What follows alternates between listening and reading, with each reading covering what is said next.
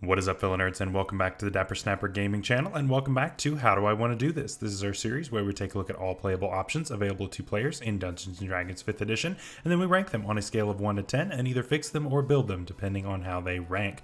Now this week we are finishing talking about the Grave Domain Cleric, and so if you're excited to see my take on the Grave Domain Cleric, make sure to leave a like on the video and subscribe if you haven't already. As you can see, most people who watch this channel are not subscribed, so please don't be one of those people. Help us to reach our goal of 1,000 by the end of the year. We just reached 775, so we are 3/4 of the way there, and I think that is absolutely amazing, and I think that we can do it very quickly with your help. So again, make sure to click the bell so that you're notified whenever I upload new videos, and share the channel with your friends so that we can make all kinds of new friends. So the Grave Domain Cleric honestly falls in a really good sweet spot, right? In my ranking system, usually the 9s and the 10s of the world are the ones that are really powerful and maybe a little too powerful for what they are. The Grave Domain instead ranked at an 8, which is kind of in the sweet spot of where we want these subclasses to end up. And so I really like this. It's very flavorful, but also quite useful and quite viable at the same time. So it's amazing. It's a really nice subclass, and I think that anyone would really enjoy playing one. Let's see how I decided to build one today. So level 1, we have our race. Now I'm going to go ahead and say that this is from the Eberron book. So if you are not allowed to use Eberron content at your table, you might not be able to use this. However, don't worry about it. It's okay. This build will work with some other races, and those will all be listed in our honorable mentions at the end of the video, like always, along with feats and other multi-classing options that I have chosen. So, however, for today, we are choosing the Kalashtar. This is a really cool race, and I think that it works really well for this cleric. Now, these come from the... It's very interesting. They really like dreams. They come from the plane of dreams. At least they're mixed with these creatures. Very interesting. And I really like it. I think it's really wonderful. But the big thing that it comes with. So we get advantage for all wisdom saving throws. That's pretty huge, especially since we're not starting cleric, so we will not have proficiency in wisdom saving throws. This is going to help bolster that up and make it to where it's really unnecessary, and I think that's really nice. We're already going to have a high wisdom score just from being a cleric, and so having advantage on those saving throws means we're going to do really well when it comes to making those, which is really nice. We also have resistance to psychic damage, which is situational, but if it comes up, that's going to be really helpful. And then we get free telepathy. Now this is a really kind of busted way to do telepathy, and it's really nice. Honestly, to me, telepathy is one of those that's up there with flight as far as really nice features to get. I don't think it's as good as flight, but it's up there. It's really good feature to get, and we just kind of get it for free, and this is really open-ended in what you can do. So really nice. We're also immune to the dream spell and other spells that are similar to that, although we're not immune to being put to sleep. So it's a little weird, a little situational. That may not come up a lot unless your DM really plays hard into that, in which case you have a really good DM. But that's just an immunity that you do have, which is pretty flavorful. I think that's cool. For our stats, we of course are putting our 17 into wisdom. We're putting our 15 into strength. We're putting our 13 into constitution, 12 dexterity, 10 charisma, and 8 intelligence. We're of course putting our +2 into wisdom for a 19, and our +1 for constitution into to make that a 14. So that's really nice. Of course, this is our modified standard array that is used by myself, the DMs that I play with, and many others here on YouTube. I've had some people ask what this stat structure is, and that's what it is. It's a modified standard array. This is cool, but you might be wondering, okay, Dapper, you've put a 15 into your strength. So, okay, we're doing heavy armor, we're starting fighter. You don't know me. You don't know. We're not doing fighter on this build. Even though that's probably the optimal way to do it, I don't want to, because I've been doing a lot of fighter builds here recently. Like, a lot. And fighter is a super good multi-class option, but I didn't want to do that this week. I wanted to do something different. So, let's see what I've chosen instead. So finally, let's choose our class, and it is not fighter, and it is not cleric. So what are we doing? It's barbarian, actually. And so I know what you're thinking, but Dapper, rage doesn't let you cast spells or concentrate on spells. And you know what? You're right. However, we are going to be just fine without it, okay? We rage as a bonus action, and we can unrage as a bonus action, or we could just not make an attack that turn. We will have 2 rages for now, and honestly, that's enough. Like, it's totally fine if we don't have enough rages for the entirety of the day, because we're going to have all of our cleric stuff. We're not going to be super deep into our barbarian ways, but enough to where we get some really, really awesome features that help us with our clericness, and we're going to be using rage for quite a bit of things, and I think that it's honestly super useful here on this build because of the subclass we are choosing. Heck, the build that we made for this subclass of barbarian, which will not be revealed until later, actually was multi-classed with a cleric, just a different domain. So I think that just fits. I think that it's a really, really cool class to start with, and it gives you a lot of options this way, and I think that's awesome. So with Barbarian, we get Rage, of course, and so Rage is going to give us a really cool option as far as helping our survivability. Listen, our armor class is going to be pretty low for the entirety of this build, okay? Just grab a great axe and go to town. If you want to go naked and use an armor defense, you can, or if you want to use some scale mail, that's fine. Your AC is not going to be great, okay? So it just isn't. However, our saving throws are going to be really good. So we're going to have our wisdom is going to have advantage, and then we're going to have proficiency in strength and constitution, and then we're also going to be really good at dexterity saves once we get to Barbarian 2. I mean, we're really locked down on the saving throw department, so that's really nice. Normally, barbarians are kind of worried about their saves, and which we are on charisma and intelligence, but those are much less common, so pretty good. I think we're off to a good start as far as that goes. So I also mentioned unarmored defense, so we can add our dexterity and our constitution to 10 in order to get our armor class. Again, it's not going to be great, but, you know, it is what it is. At level 2... we're going cleric already. Yeah, we're just taking 1 level of barbarian for now, and then we are going to multi-class back into barbarian later. But I wanted to go ahead and start our spells because our spells are so important. I don't want to put those off any longer. So at level 1, we of course get spell casting, and we get our 2 other features for being a Grave Domain Cleric. We get, of course, our Circle of Mortality and Eyes of the Grave. So with that, we go ahead and pick up the Spare the Dying cantrip, and it is much stronger for us, which is fantastic, as well as some other very useful things. If you missed Tuesday's video talking about the Grave Domain Cleric, that'll be up in the icon above right there. Make sure you watch that first, because we're not going to be going into super amounts of detail on what each of these features do, because that's the whole point of Tuesday's video. So make sure that you watch that and then come back, and we're going to have a great time with that.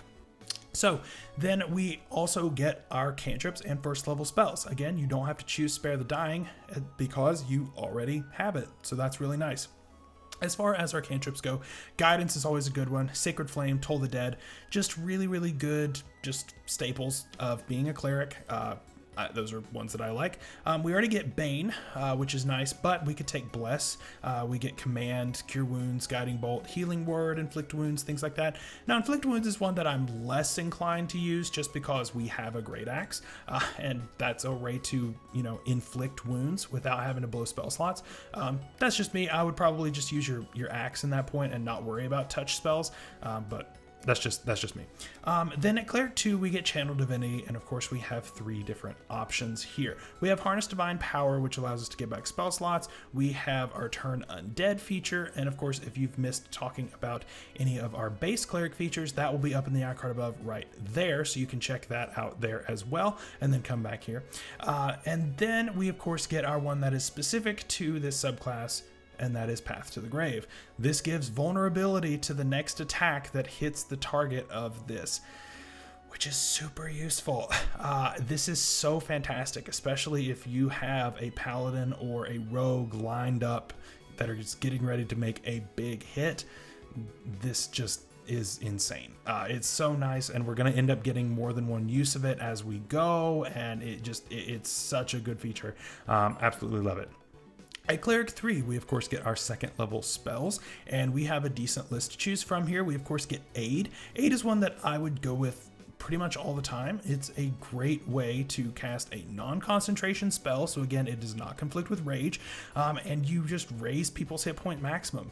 Who doesn't like that, right? I think that's absolutely fantastic. We get Hold Person, which is situational for us. Lesser Restoration, always a good bring. Prayer of Healing, always a good bring. And Spiritual Weapon. Now, Spiritual Weapon is one that I highly recommend that you take. And here's why. Spiritual Weapon is not concentration. That's what's important, is that it stays up and you control it as a bonus action, but it is not concentration. So you can Rage and have Spiritual Weapon out at the same time. So go ahead and cast Spiritual Weapon first turn, make that attack there, just make a normal weapon attack, and then on second turn, you Rage and continue doing that. So you have your action to attack, and your bonus action is attacking with the Spiritual Weapon. That's a pretty good way to get the beat down on some enemies, and honestly, that's some decent damage. Again, this is not necessarily a damage dealing build. You are a cleric, this is a support build, but can crank out some damage when you need to, and I think that's a really, really viable option. So that's nice. I think that's absolutely wonderful. Then next level is Cleric 4. And we get an ASI or a feat. I'm going to go with Slasher, actually, because we have the Great Axe. Now, Slasher is really nice because we can choose to lower opponents' speed on our turn when we hit with an attack. This is really nice, being able to slow things down. We have, average speed right now. It will go up later because we're not using heavy armor. So it'll make it easier for us to track people down. But this is just a really, really nice feature to have overall. Plus it goes ahead and rounds out our odd number of strength to a 16 because it's a half feat, which is also really nice. And then the biggest thing though is when we crit, which yes, that's rare, but when we do crit, we will make sure that all of the attacks coming from that target that just got crit have disadvantage, which is really, really useful, honestly.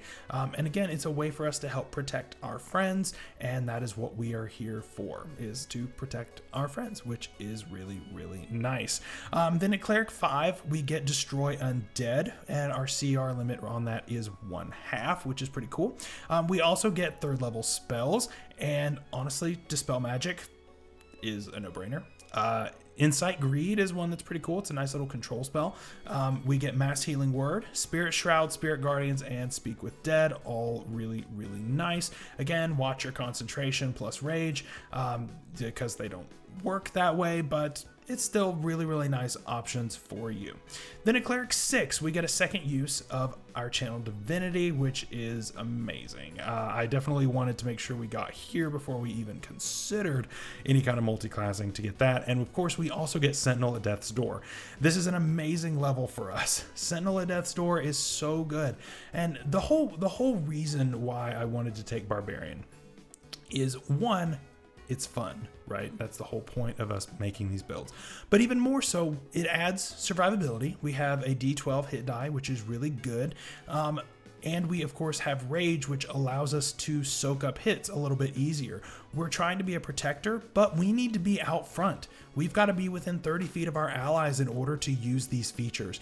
And so we've got to be in the thick of it. We don't get to sit in the back and just sit around and wait for things to happen. We've got to be in it.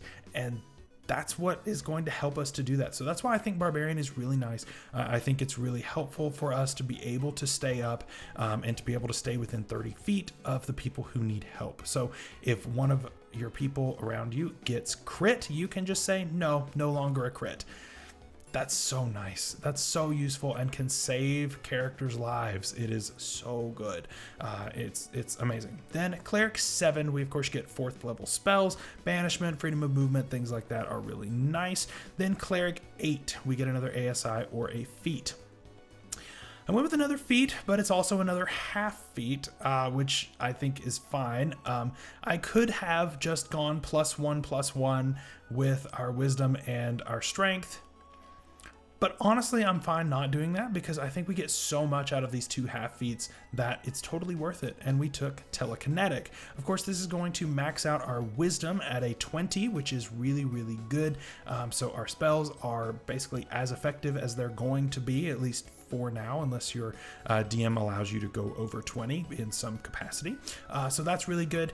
We get Mage Hand, and it also has a buff to it, which is really good. And we also get our telekinetic shove, which is a really nice feature. This allows you to move creatures around with your mind as a bonus action, and this can be allies. I think this is honestly more useful for allies, at least on this build, than it is for opponents. Now, I mean, it's basically the same thing as long as the opponent doesn't have reach, but basically being able to separate two creatures to keep there from being an opportunity attack is incredibly useful. Being able to get your friend out of a sticky situation is really nice. And of course, if it is forced movement, there is no opportunity attack. It has to be movement by that own creature's free will, and this doesn't count for that. So that's really great. So telekinetic shove, it's a bonus action. Use it. It's not a spell, so you can do rage and this at the same time as well. So you've got options. I think this is really, really good. Then Cleric 9, no features but 5th level spells. And I wanted to make sure we got 5th level spells now. I almost multi-classed where it would have been Cleric 7 at level 8, but I couldn't quite do it. I couldn't quite do it because I really wanted to make sure we got 5th level spells for greater restoration. It's hard to quantify just how good greater restoration is and how rough it would be for us to not have it. Yes, we're getting it a level late, but it's still such a good spell. And of course, you're really not going to be using this during combat. It's going to be more of an outside of combat. So again, you're not going to have to really worry about rage with this. I wanted to make sure we had it. Some other spells that might be useful are Commune, which again is an outside of combat type of thing. Flame Strike and Mass Cure Wounds, all really, really nice spells to bring. Now we're going back to Barbarian. Now that we have gotten halfway through our build, we're now going into level 11 at this point. We're going back to Barbarian and picking up some key features there. We of course get Reckless Attack at Barbarian 2. Now, Reckless Attack is probably one that you should really think about before you use.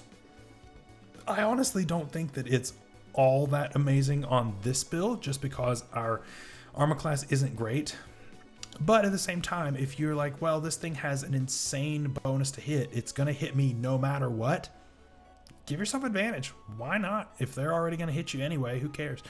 So that's cool. Again, you just want to make sure that you don't get crit, but you have Sentinel at Death's Door, so that's also really, really cool. So those kind of work out together, which is really nice. And of course, we also get Danger Sense, which Danger Sense you will use because now you are better at dexterity saving throws.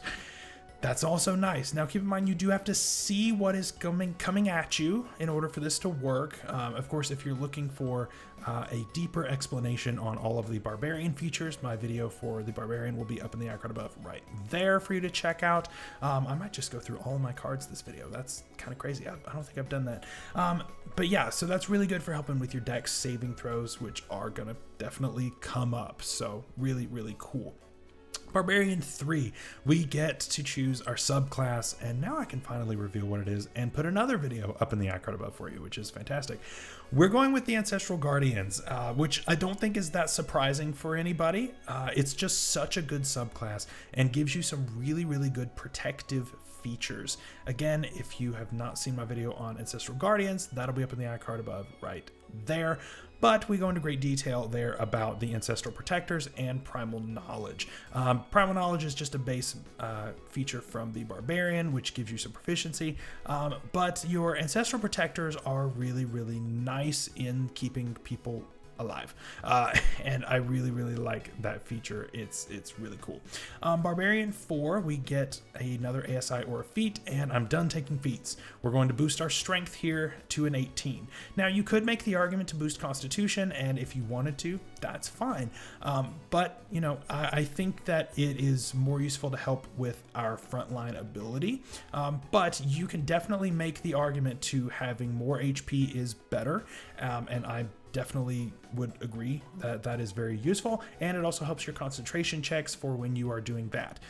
If you want to take Constitution there, take Constitution there. There's nothing wrong with that.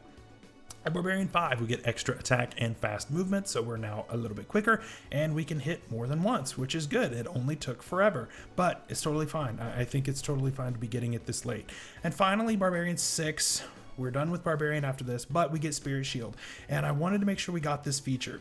So our reactions should be spoken for quite a bit of the time now, because now we can go ahead and just reduce damage done when we are up in the thick of things. Again, we need to be up in the fight in order for this feature to work, but we can reduce damage. And yes, this feature scales as you go deeper into Barbarian, but honestly, it's not worth going deeper into Barbarian in order to scale that.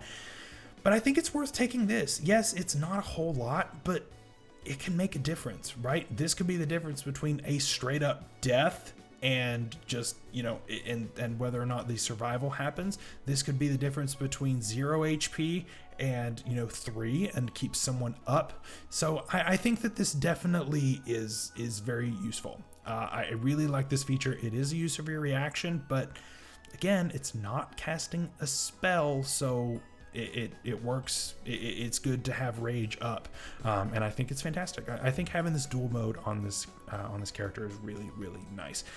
Cleric 10, of course, we get Divine Intervention. You won't get it most of the time. Cleric 11, we get Destroy Undead up to a CR2 now, which is really good.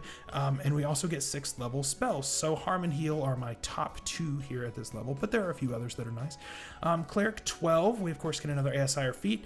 Again, I'm bumping strength here up to a 20, but you could have bumped your constitution up here as well. Again, totally viable. I totally get it. Makes total sense. Then Cleric 13, no features, but we get 7th level spells. Firestorm and Resurrection are no-brainers, honestly. And then finally, Cleric 14, Destroy Undead up to a CR3.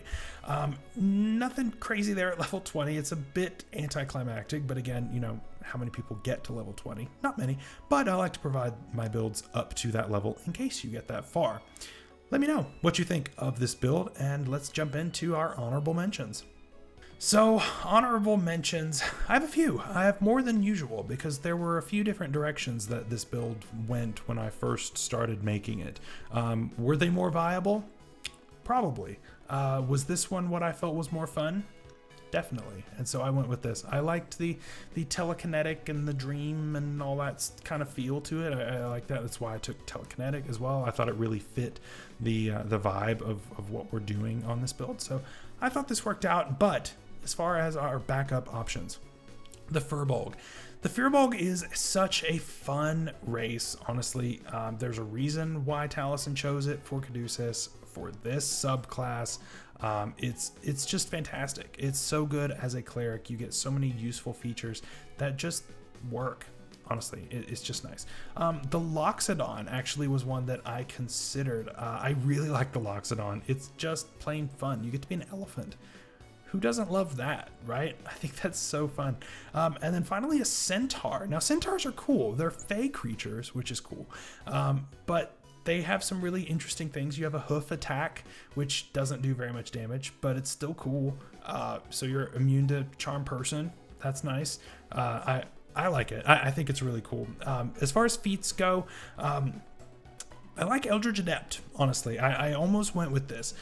It's really, really cool, and you could have gotten your dark vision with this, with Devil's Sight, which would be cool. Keep in mind, this character does not have dark vision, so that's a little tough, but honestly, you could have fixed it with this. Eldritch Mind also could have been really good to help with concentration checks. So either way, this feat could have been really useful. Observant could have been nice over telekinetic. We could have been really good at perception. So that's also nice. And then finally, tough. Tough is great on any build like this that needs to be a front liner, but also needs a lot of health because your AC isn't that great. So tough would have definitely helped patch this up. I just didn't really have room for it, but it's great. It's a really nice option. Finally, other classes that I could have taken. Again, talk to your DM about going Druid.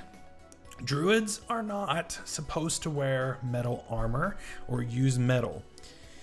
If your DM allows you to use metal, then I probably would wear armor and go with a Stars Druid on this one. The Stars Druid is really nice for buffing what it is we're trying to do here. And honestly, that's just so cool, just the way that people look. I've got a friend who is currently running Lost Mines and has a Stars Druid in his party, and her character is covered in freckles, and the freckles are what turn into the constellations and glow, and that's just so cool, right? I think it looks awesome. I think it's such a cool aesthetic choice. But Stars Druid adds a lot, especially in the Chalice form, but you also have the Archer form, which can help do some damage, and it's just really neat. I like that a lot, and it would definitely mix well with the Death Domain. And then Ranger was also another one that I came really close to going with. Feywander and Swarmkeeper especially were really close to me picking them because they fit and they're really cool. So that is it for today's video. Next week we are talking about the Knowledge Domain Cleric. So if you want to be the smartest of the wise boys, then that will be your ticket. And so make sure that you're subscribed so that you don't miss that. Until then, have a great weekend. Stay safe out there, stay healthy, and we'll see you later. Bye-bye.